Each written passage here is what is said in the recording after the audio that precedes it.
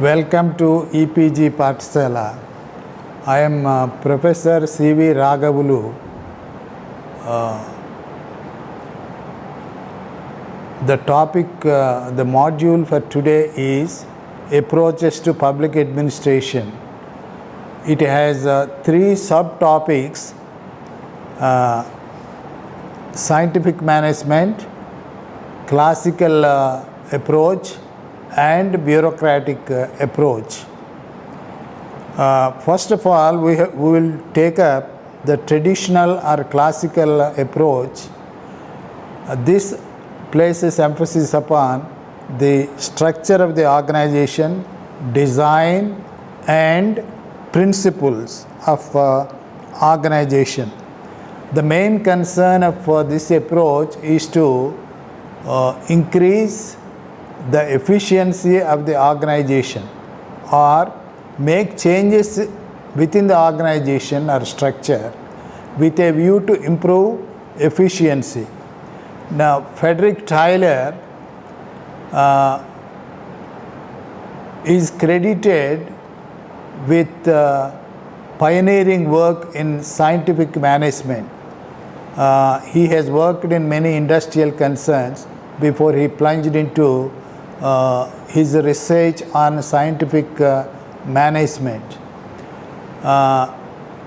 Tyler was working on his project at a time when United States and the entire Western world was going through some sort of a post-industrial crisis. I'm referring to the period after the Industrial Revolution, when there was accumulation of resources, capital, and a lot of expansion of the industry.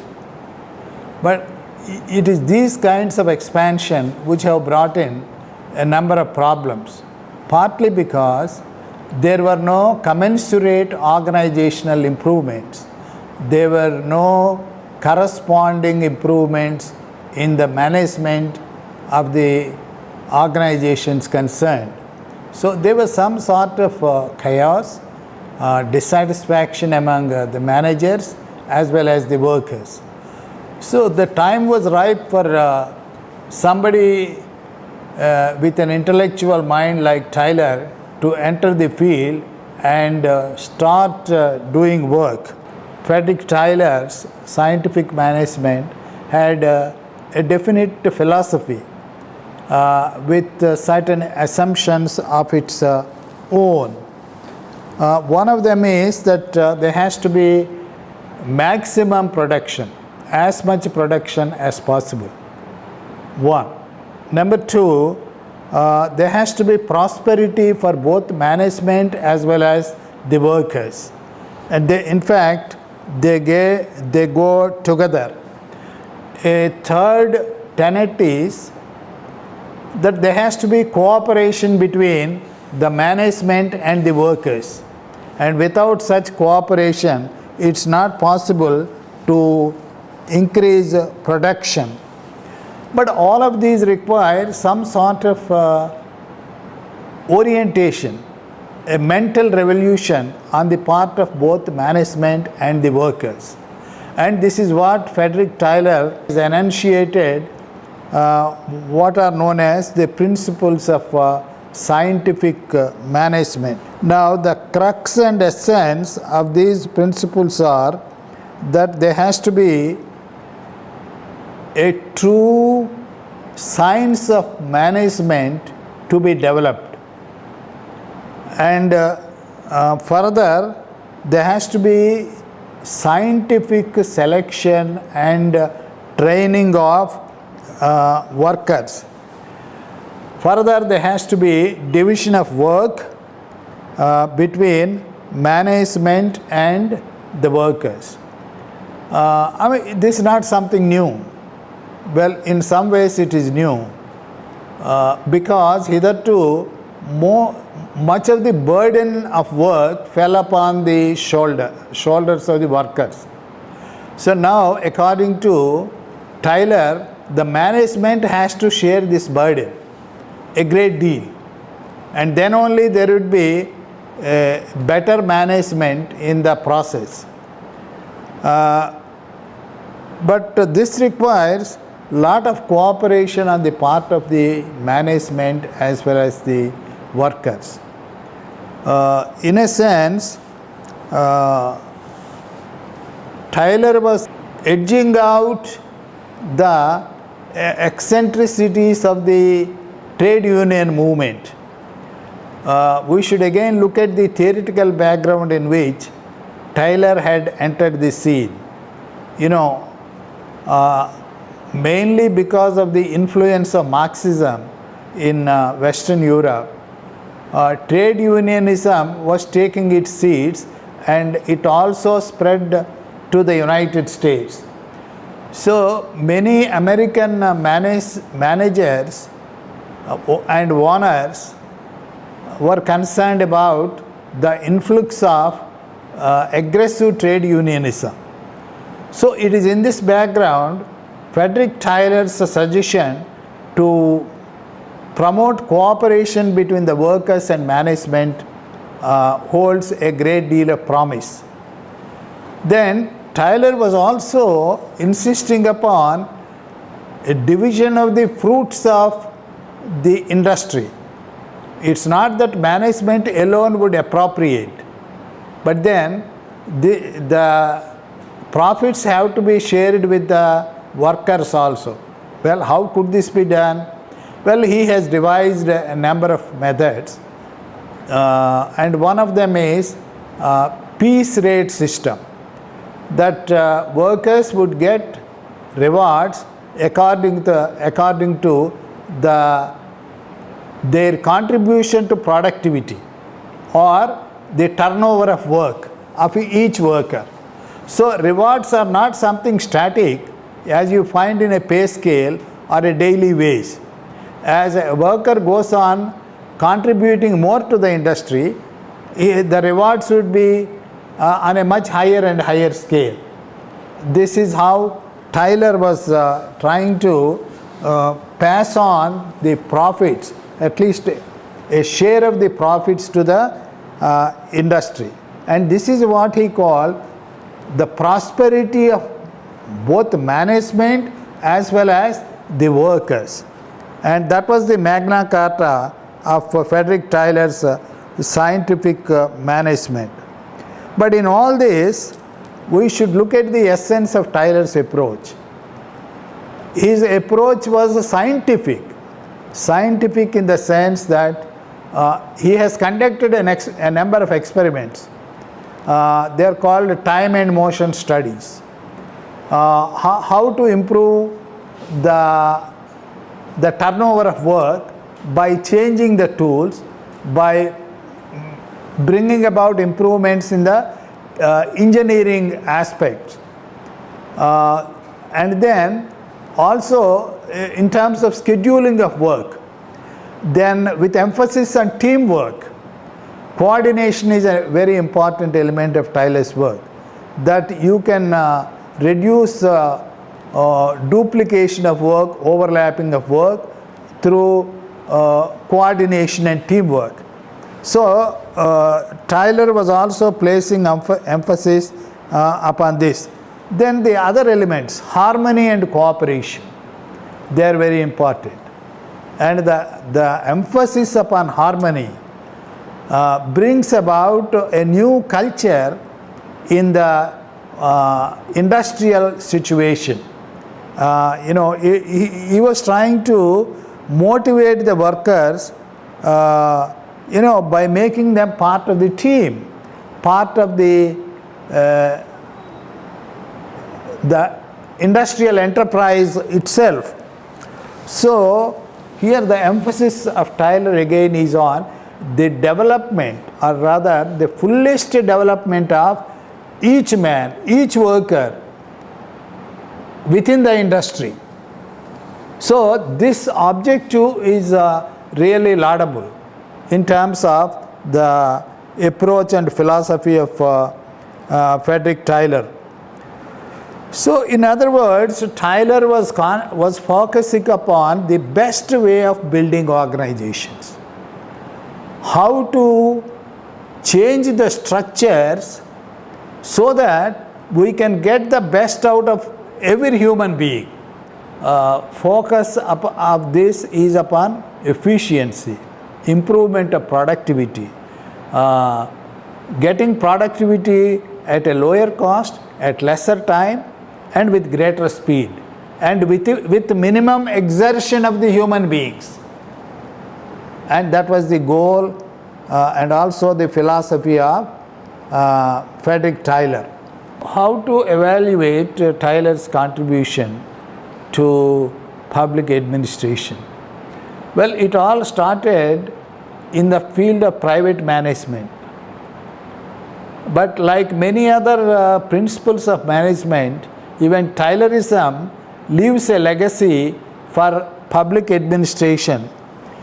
In fact, Tyler's was a pioneering effort in terms of relating human beings to the structure or the organization. This is something which is of enduring importance to the study of public administration itself. Now, his contribution has left a lot of influence on subsequent scholars. Researchers, teachers, students of public administration. So, the emphasis upon increasing productivity is something which is important even today. Everybody talks about increasing productivity. How to make things better, how to make things at lesser cost, how to improve the output. These are all concerns with which Frederick Tyler was preoccupied, and they continue to haunt us even today, or they continue to be relevant, in fact even more relevant today. So in that sense, Frederick Tyler has made a significant contribution to the study of public administration. Now, one final observation. He talks about the partnership between management and workers, management and labor.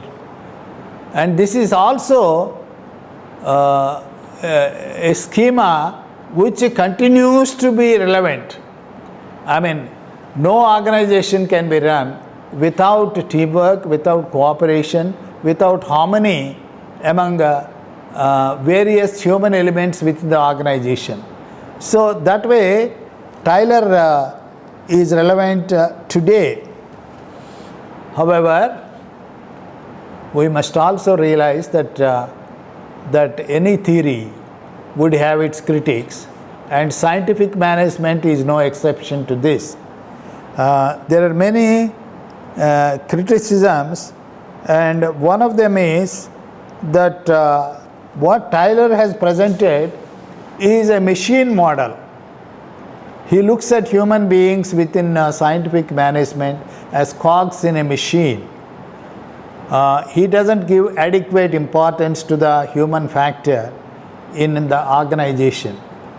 Then secondly, he was also criticized for considering that money was the only motivator for improving productivity, or money was the chief motivator for human beings. So in that sense, people have not taken Tyler kindly. There were also other critics who argue, look here, Tyler was somewhat devilish. Scientific management has destroyed, more or less, the trade union movement by softening the edges of conflict between the labor and management.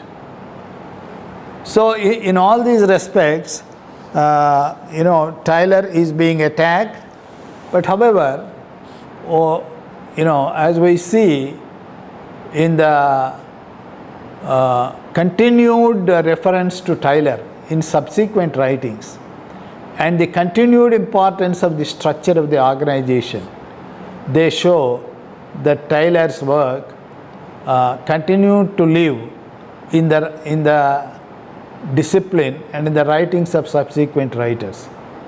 The second subhead of our unit is the classical approach. The classical approach was developed in the first quarter of the 20th century. Here, the important name that figures is that of Henry Fayol, who made a signal contribution for the development of the classical approach. Other scholars include James Mooney and Alan Reilly. But it was only after the publication of the work by Gulick and Erwick, the work known as Papers on the Science of Administration, published in 1938, that the classical theory became quite significant. There are many important characteristics and assumptions of classical theory, and many of these characteristics are common to scientific management also. Not only the characteristics but also the approaches to organization change are quite common. The emphasis upon the structure of the organization is one such. It assumes that every organization has a formal structure with rules, principles, and work procedures. And any effort at improvement of the organization has to focus upon all of them. They also place emphasis upon the design of the organization. Another aspect of classical theory is the development of a number of principles of organization. And this is one of the important areas of contribution of the classical school. What are these principles? Division of work, hierarchy, span of control, coordination, delegation, unity of command, centralization, decentralization, and so on and so forth. Now, in order to improve the organizational structure, one has to make interventions in a number of ways, particularly with regard to the application of the principles which have been just now mentioned. Another aspect which again is common to both classical theory and scientific management, of course scientific management is a part of classical theory, is that man can be motivated through economic incentives only. It is also called the concept of the economic man. One other element that is common to both Taylorism and these writers is the emphasis upon specialization for improvement of work. That you have to develop specializations within the organization, and you have to train individuals as a specialist for improvement of the organization. They also assume that there is no difference between public and private management or public and private administration with regard to the application of all these principles of management. Many of you might have heard what is known as postcard, POSTCORB.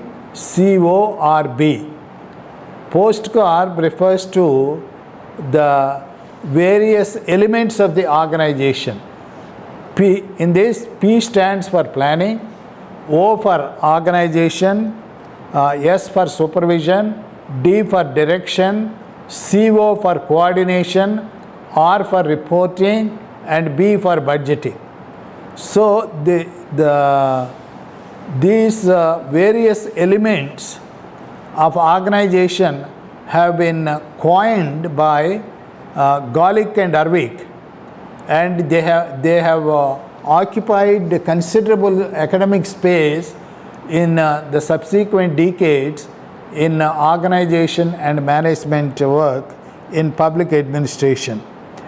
Now, Golick and Arvik are considered important in terms of their focus upon unity of command.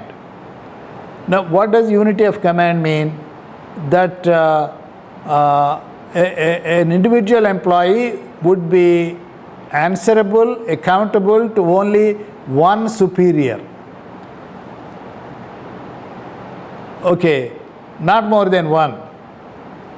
Unfortunately, this concept of unity of command or subservience to a single center or subservience to one top executive is in some conflict with Taylor's notion of functional supervision. Now, functional supervision requires supervision by more than one individual. Well, there are a few other differences between the classical theory enunciated by Henry Fayol, Mooney and Reilly, and also Arvik and Golick and Taylor. Now we have to move on to the criticisms which have been leveled against the classical theory. One of them is that classical theory lacks universal validity. It is based on experiments in some narrow corners in a very limited number of organizations, or at least its empirical base itself is weak. Once its empirical base is weak, it cannot have universal application. Now, a second criticism is that it lacks sophistication, consistency, and precision. It's not sophisticated enough because a number of principles have been jumbled up. It provides a good prose, a narrative, but not an integrated way of looking at the entire organization. That's one. And it is also inconsistent. Some of the principles are inconsistent, as I'm going to discuss shortly. It also lacks precision. Precision in the sense that, there's a lot of verbosity. There's been a lot of writing, duplication of materials. The same things are being repeated time and again, maybe in chapter after chapter. That's one problem. And then it is also considered atomistic. Atomistic, A-T-O-M-I-S-T-I-C. Atomistic means that it looks at individuals in isolation from the environment.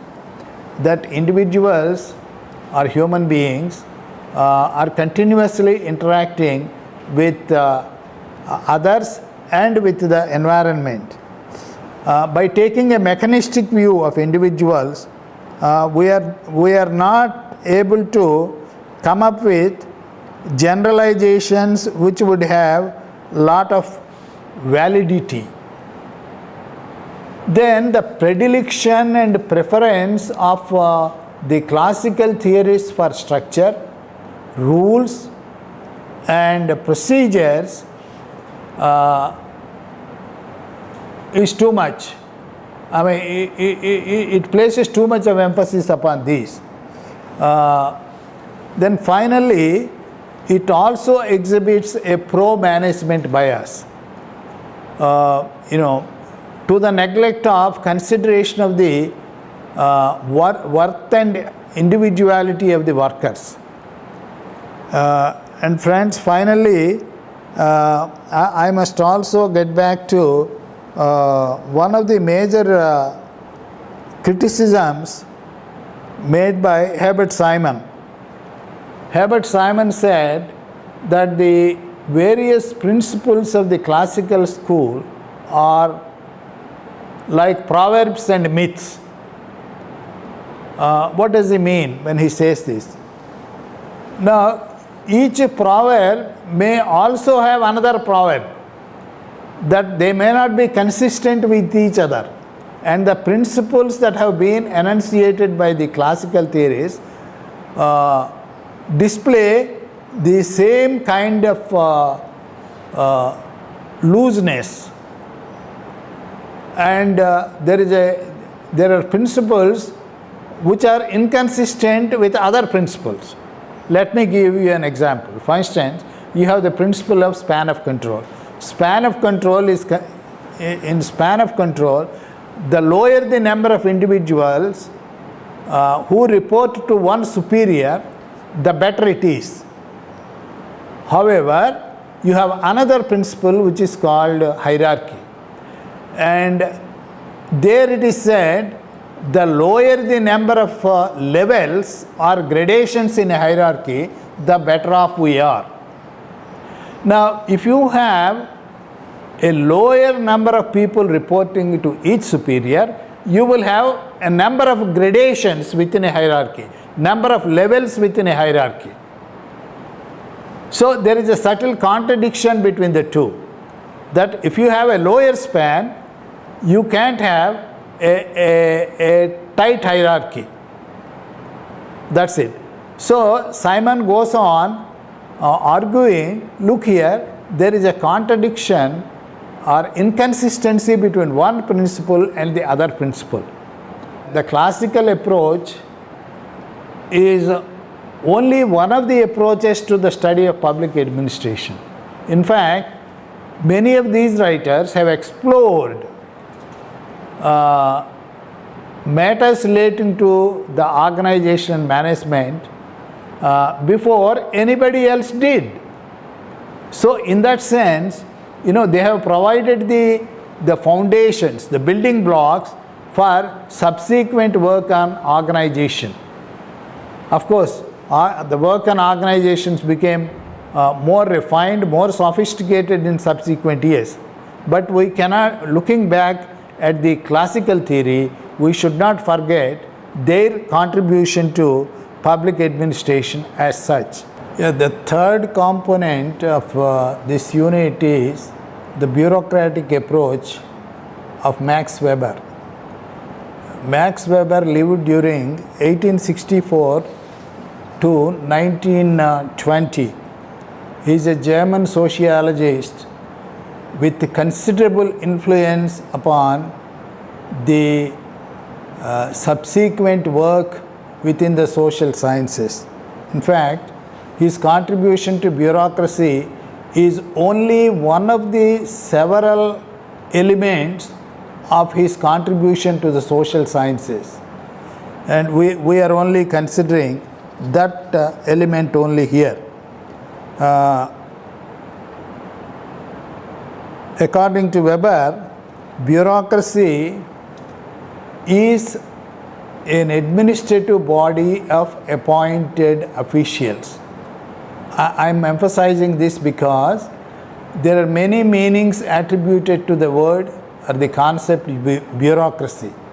There are some people who have used it in a pejorative sense, whereas Weber uses this term to an organization consisting of appointed officials with some sort of permanent tenure. Now, a concept which Weber uses or introduces while talking about bureaucracy is authority. Authority refers to the command with a definite content that elicits obedience from others. Now, authority is being characterized in three ways, or there are three types of authority. One is traditional, second charismatic, third legal rational. When we talk about bureaucracy, we are concerned with the last one, legal rational authority. Now, legal rational authority, bureaucracy is considered to be based on legal rational form of authority. Now, according to Weber, there are some chief features of the bureaucracy. What are these? To start with, we have division of work or specialization. In every organization or office, you have specialization based on division of work. And there is also continuity of business within each organization. Third element is hierarchy. Fourth, existence of rules and procedures. Fifth, a career system. And sixth, a body of trained and qualified officials within the bureaucracy. These are the main features of bureaucracy. Now, Weberian bureaucracy also has certain important characteristic features. These are neutrality or impartiality, stress upon written documents. Third, emphasis upon formalism of the organization. Weber makes a distinction between the office and the office holder. I mean, the employee and the job which he is holding. Now, similarly, he makes a distinction between things that are private and things that belong to the public domain. So, these are important distinctions when we talk about bureaucracy. In earlier characterizations of bureaucracy, there were no such subtle distinctions being made between things that are personal and official, things that are public and things that are private. So the credit goes to Max Weber for introducing these types of subtle distinctions. Weber is very much concerned with the notion of efficiency, and that's why he is clubbed with other writers of the classical school. Weber is having a common ground with the earlier writers in terms of his emphasis upon formalism, upon structure, and upon written documents and procedures, and also upon the notion of efficiency. But Weberian characterization of efficiency is somewhat different from the earlier ones.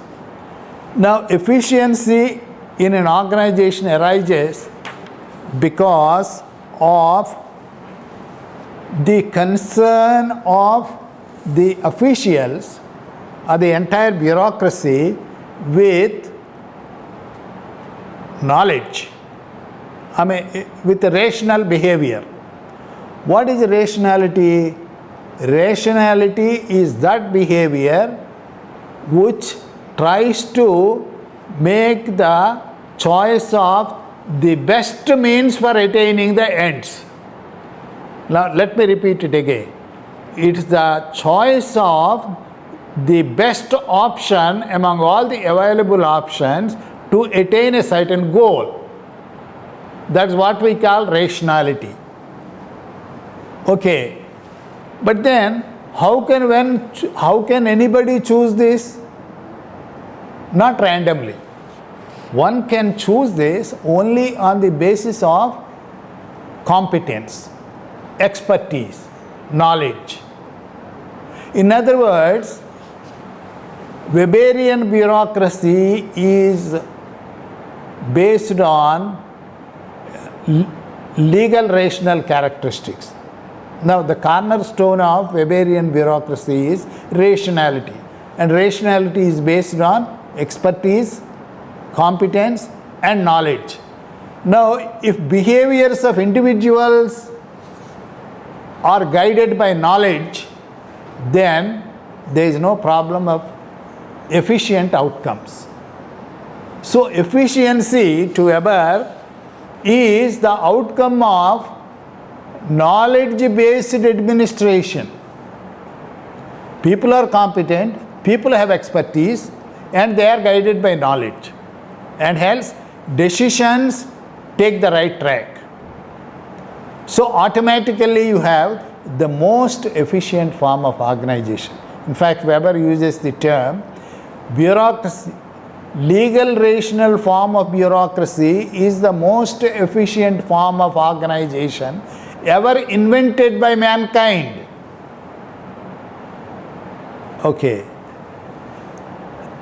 I must admit that even one of the best theories would have some of the best critics.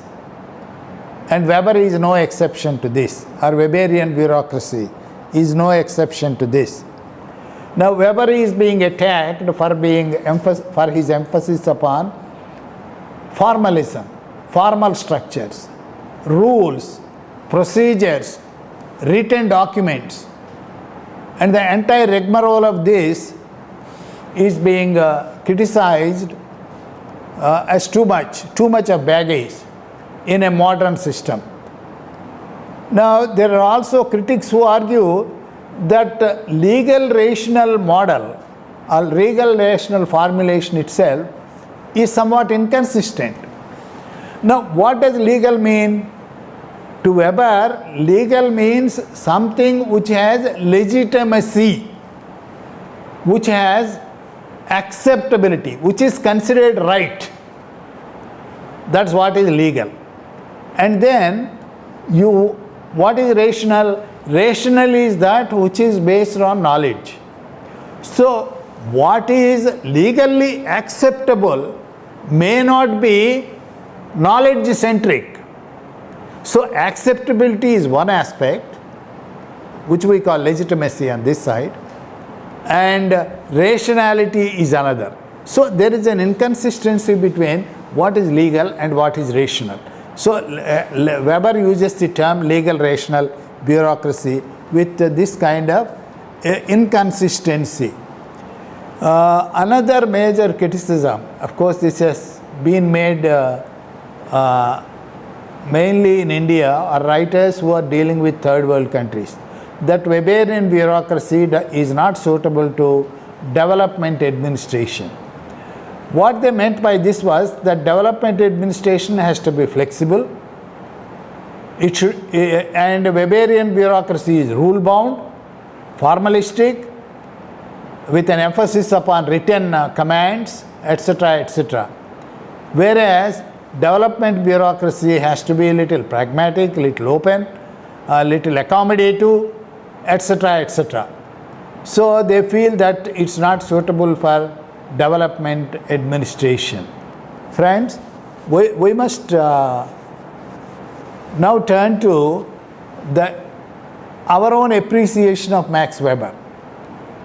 Max Weber is not somebody who has been discarded like other theorists within the social sciences. His formulation of bureaucracy is rather unique. It's based on empirical validity. It's based on theoretical rigor. The model, the bureaucratic model of Max Weber, the way he integrates the various elements carries a rare theoretical rigor.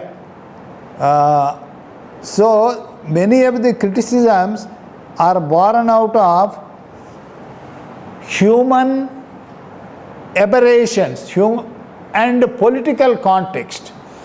When people criticize bureaucracy, It's not that you have a Weberian avatar of the bureaucracy, what we have today.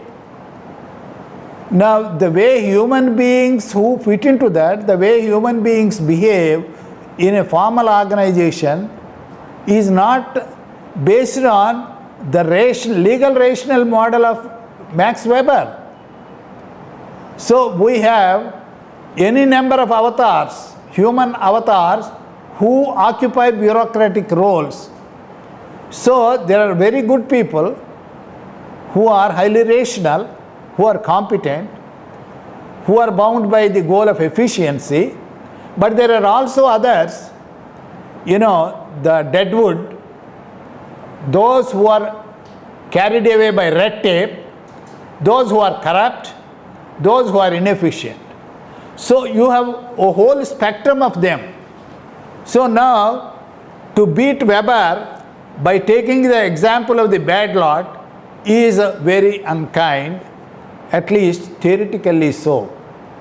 So in that sense, we have to evaluate Weber and his rational model of bureaucracy in terms of its enduring legacy. The main elements of Max Weber's bureaucracy persist even today to a great extent. And as such, it has considerable influence not only in the academic literature and public administration, but also in the world of practice. Thank you.